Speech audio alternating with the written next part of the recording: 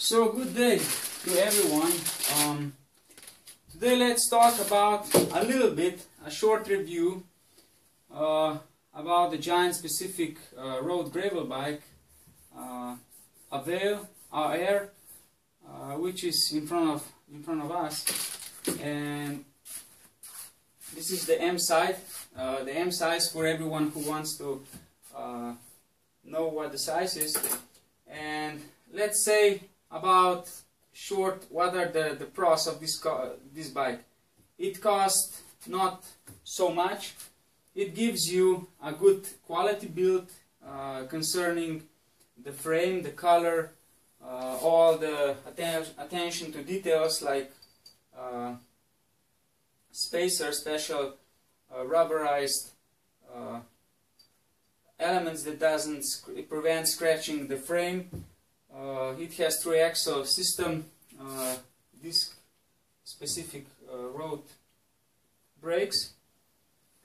But let's go on the downside of this bicycle. Despite Giant is well known for good quality built bikes, they always kind of repeating the same mistakes. Like, for instance, they're building their wheel sets, which is also seen in here. This is SR2 from the Giant, which is tubeless. They build these wheels on the specific Giant factory-made hubs, and these hubs, they have a very, very bad reputation since from the beginning. Even in this case, when you lift up the bike and you turn the wheel, you can feel in here, even in the handlebar, you can feel vibrations which comes from the bearing system, which means also as well, sooner or later there will be a damage of the conical surfaces and you will have to change the spare parts. The problem of this now happens that no store will offer you a spare parts for the hubs. They will say, oh, you know, this is just a normal thing for a bike of the price like that, so we need to live with this. It doesn't go that way. In another case, they will suggest you to buy a new hub, which is even worse because you will have to invest much more money. Probably you have to buy Shimano and reassemble the wheel, and then you will have a double cost, which can be even up to $100 in specific area. Another downside is also in the rear hub, which has very annoying noise in the specific gears when you're pedaling, like rocks are rolling inside the bearing race line. This is very annoying for some certain people, but maybe for majority of women they don't even feel it. They just think it is how it is.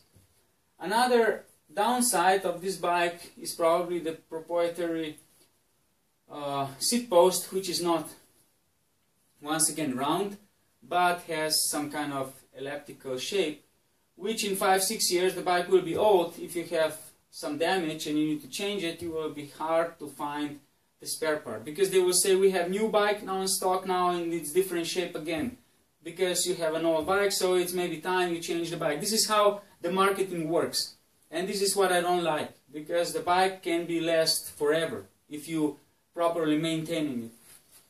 Another downside is about the brakes. I'm not saying that the mechanical brakes doesn't make it work sufficient, but in this case, this is a double actuated piston, which means that both pistons, left and right, when you press the lever, it actuates the both sides of the pistons. In the predecessor versions, these calipers were like one side actuated only. So the inner one was actually, you had to constantly adjusting with the hex wrench the wear of the brake pad. Otherwise, you just squeezing and pushing the rotor to the opposite side and bending it. So it never had a, let's say, flat connection with the roller, but actually just bending it, and the braking performance was not so so good. So in case when you buy the bike, or before you buy the bike, it's our personal suggestion. You change the rotors with the softer one, because these Tektro ones are very hard and they are producing severe noise if you brake hard. Maybe change it with Shimano, and as well to invest in hybrid brake calipers, which are basically hydraulic. This is hydraulic system for both sides, and they're activated with the wire which comes from the brake lever.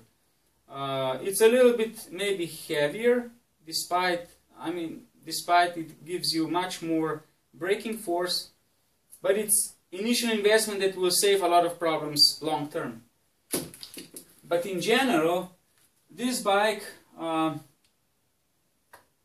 aside of the handlebar and the seat post and the hubs and brakes, seems to be it works fine for its price tag. As well, you see in here they don't have a clamp front derailleur, but it's the one which comes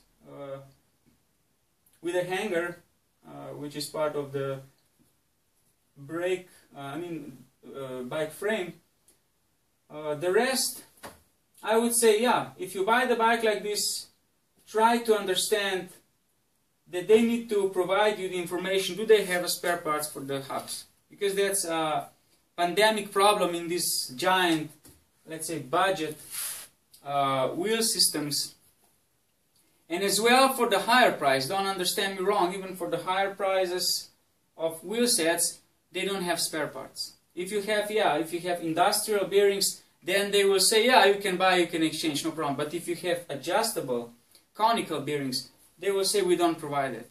So I hope you like these tips, and yeah, that's it. See you around soon again. Take care. Bye.